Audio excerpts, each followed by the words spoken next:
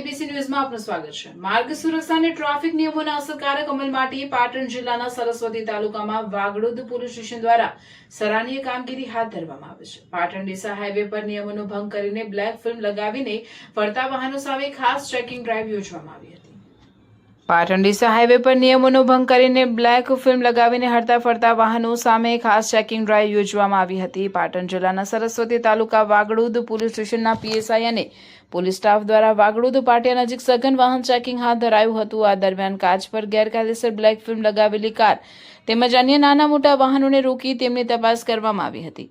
તપાસ દરમિયાન નિયમોનો ભંગ કરતા વાહનોના કાચ પરથી બ્લેક ફિલ્મ સ્થળ પર જ દૂર કરવામાં આવી હતી। સાથે જ વાહન ચાલકોને મોટર વાહન અધિનિયમના નિયમોની જાણકારી આપી ભવિષ્યમાં ફરીથી બ્લેક ફિલ્મ ન લગાવવા કડક સૂચના આપવામાં આવી હતી। પોલીસે વાહન ચાલકોને જણાવ્યું હતું કે બ્લેક ફિલ્મના કારણે વાહનની અંદર શું ચાલી રહ્યું છે તે સ્પષ્ટ દેખાતું નથી, જેના કારણે કાયદો અને વ્યવસ્થાની સ્થિતિ તેમજ સુરક્ષાની દ્રષ્ટિએ મુશ્કેલીઓ સર્જાઈ શકે છે। વાગડોદ પોલીસની આ કાર્યવાહીથી ટ્રાફિક નિયમો અંગે લોકોમાં જાગૃતિ ફેલાઈ છે। સ્થાનિકોએ પણ પોલીસની આ કામગીરીને આવકારી હતી અને માર્ગ સલામતી માટે આવી ઝુંબેશ સતત ચાલુ રાખવાની માંગ કરી હતી। પોલીસની સમયસર અને અસરકારક કામગીરીને કારણે વિસ્તારમાં કાયદાનું પાલન વધુ મજબૂત બનશે તેવી આશા વ્યક્ત કરવામાં આવી રહી છે। રિપોર્ટર પ્રવીણભાઈ પંચાલ।